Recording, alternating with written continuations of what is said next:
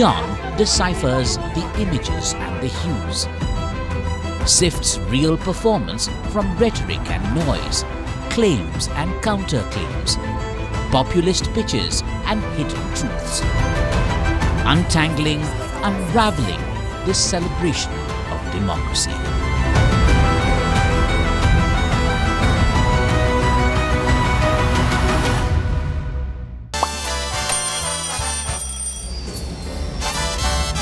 Vielleicht nur als 5%.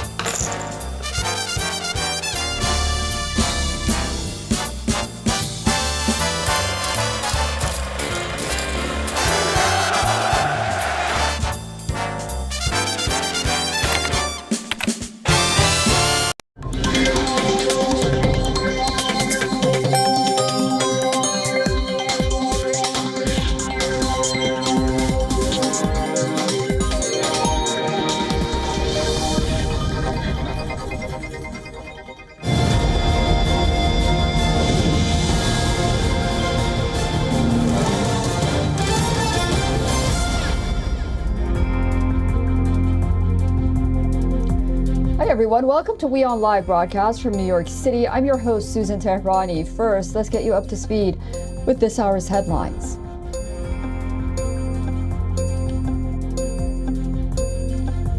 Israel reacts with fury after 3 European countries say that they would recognize a Palestinian state more than 7 months into the devastating Gaza war.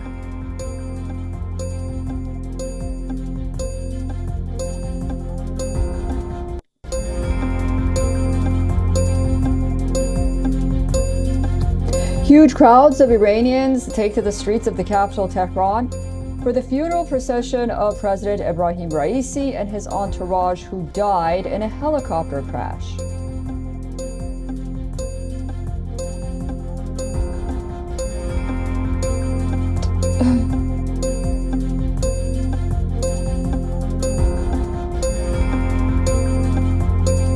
The Pentagon claims Russia launched a likely space weapon and deployed it in the same orbit as a U.S. government satellite, a claim rubbished by Moscow.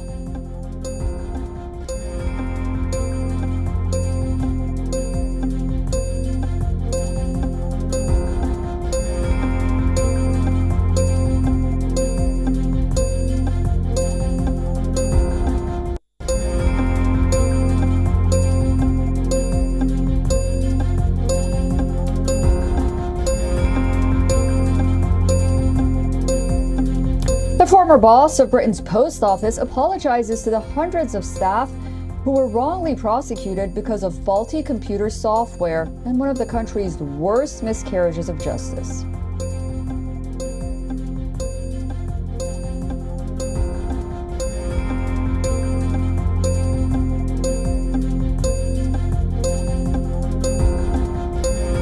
Cicadas are beginning to emerge throughout the southern and Midwestern parts of the U.S. Billions of the insects are expected thanks to a doubled brood, a rare occurrence not seen in centuries.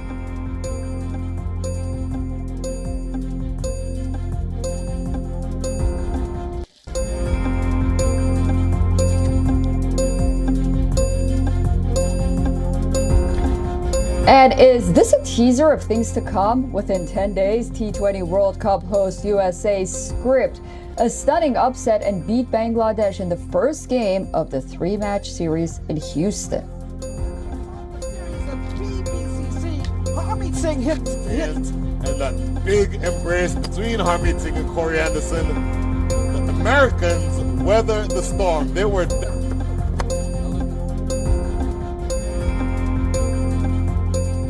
The quest for dominance in the final frontier has taken a dramatic turn as tensions between Russia and the United States is spilling over into the realm of space. Our next report explains how a Russian spacecraft tailing an American spy satellite in low Earth orbit has ignited concerns over the militarization of space and a new space race. Spy satellites are the sentinels of the skies. Hovering over the Earth, the watchful eyes do the job of reconnaissance and intelligence gathering. they also engage in spy wars. In a scenario reminiscent of the Cold War, the Americans are spooked by a Russian spacecraft dubbed the Cosmos 2576. The Pentagon says the Russian satellite is tailing its satellite that was launched in 2021. While the Russian satellite has not directly approached the US satellite, its presence in the same orbital ring has set the alarm bells ringing. Russia launched a satellite into low Earth orbit that we assess as likely a counter space weapon, presumably capable of attacking other satellites in low Earth orbit. Russia deployed this new counter space weapon into the same orbit as a U.S. government satellite.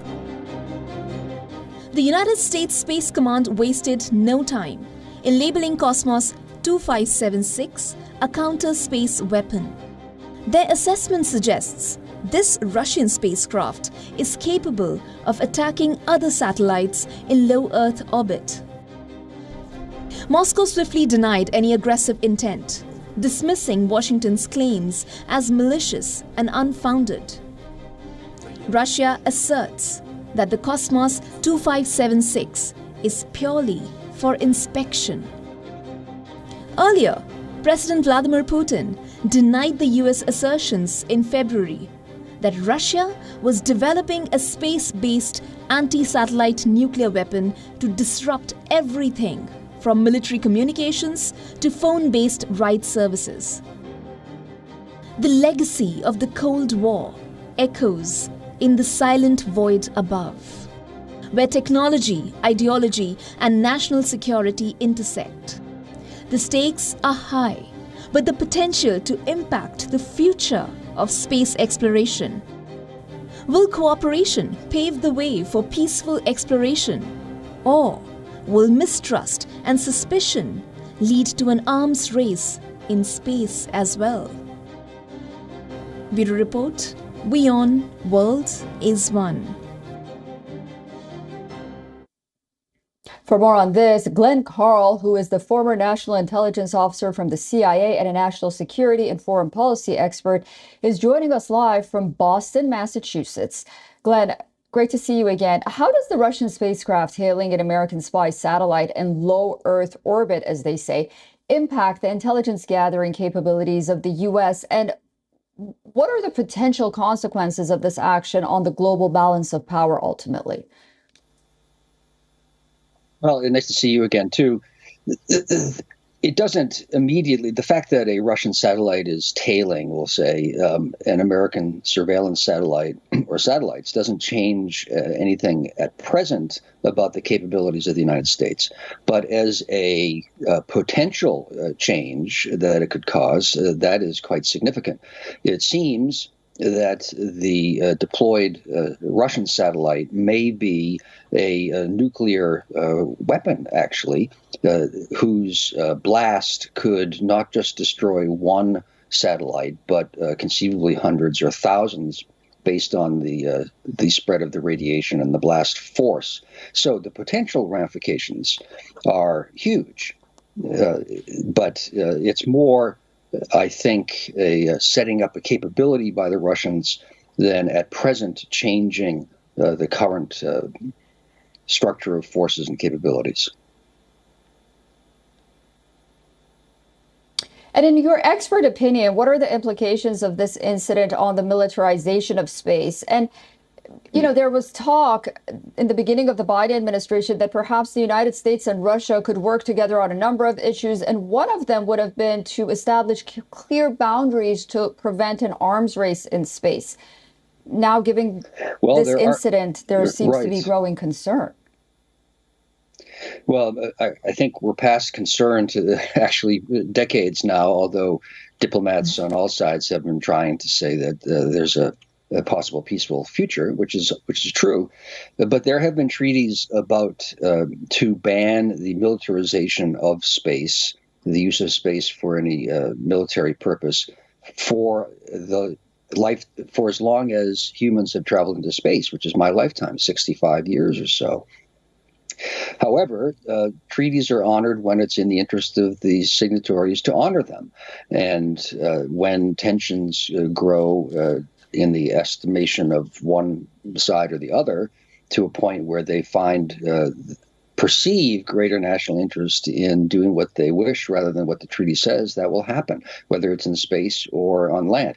In the 1920s, the major global powers negotiated a limitation on the size of warships, and that was honored until it was not. And I don't mean to be facetious or flippant, but that's what happened. And we then had the devastation of World War II. Similarly, in space, there have been efforts to limit militarization, but since tensions are clearly great between Russia and the United States, between China and the United States, and with a growing number of space powers, you're seeing pressure on the agreements that is now passing the bounds, and we're starting to see the militarization of space, and I expect that will continue.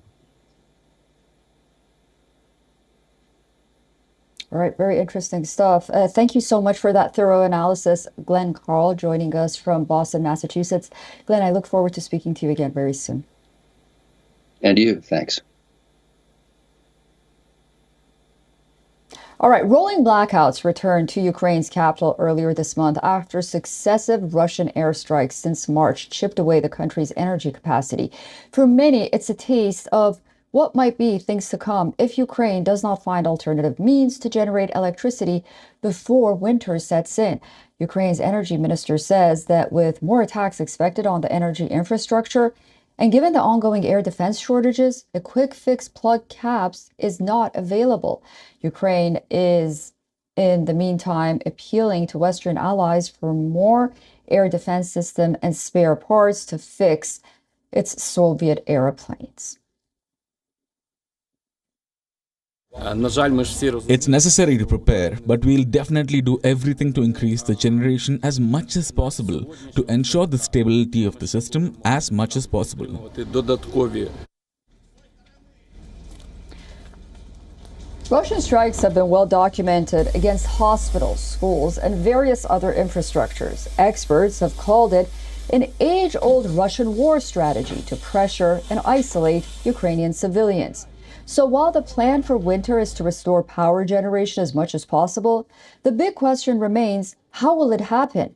Ukraine's energy minister said, and this is a quote, "The situation is already too difficult." Ukraine, in the meantime, is trying to acquire parts from long-dimensioned German plants. Recently, Ukraine teams went to Germany to evaluate the equipment that was taken offline because it doesn't meet European Union environmental standards. The World Health Organization, WHO, reported that over 14,000 people are displaced from the Kharkiv region in recent days. A WHO representative in Ukraine noted that nearly 189,000 people still live within 25 kilometers of the Russian border, facing significant dangers due to the ongoing conflict.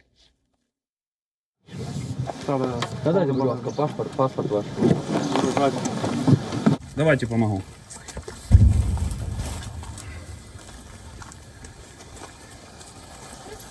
Moving on, Ireland, Norway, and Spain have announced their decision to formally recognize Palestine as a state amid the Israel-Hamas war in Gaza. And as a result of this decision, Israel has now recalled its ambassadors to Ireland and Norway with immediate effect. Israeli Foreign Minister Israel Katz said, quote, "I'm sending a clear and unequivocal message to Ireland and Norway.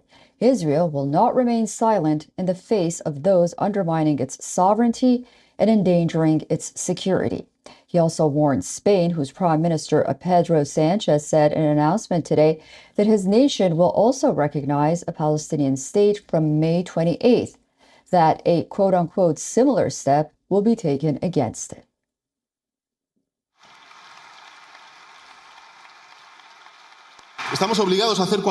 Ladies and gentlemen, I would like to inform you that after reaching a consensus on the decision between the two parties that make up the progressive coalition government and echoing the majority feeling of the Spanish people, on Tuesday, the 28th of May, Spain will approve the recognition of the State of Palestine in its Council of Ministers.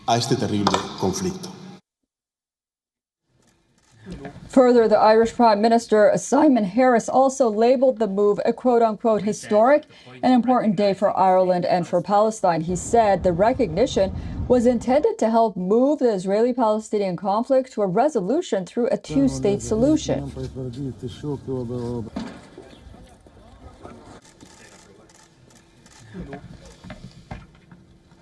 Today, we use the same language to support the recognition of Palestine as a state.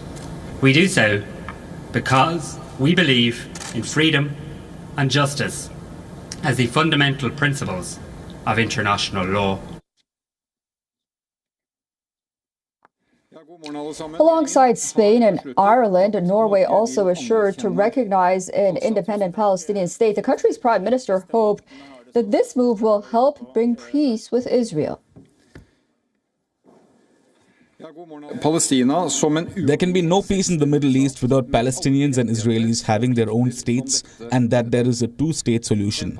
There cannot be a two-state solution without a Palestinian state. And in other words, peace in the Middle East requires a Palestinian state.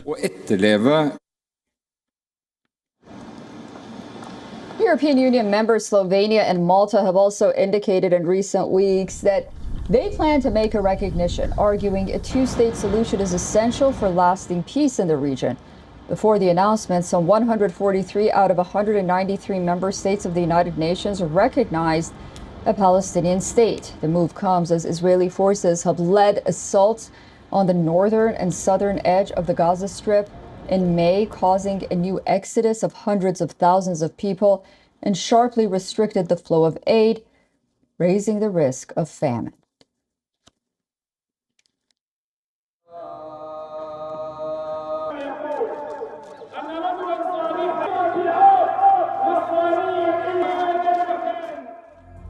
It is time for a short break, but when we come back, shaken passengers arrive in Singapore after deadly turbulence hit their flight. Stay tuned on WION World is One for that story and more.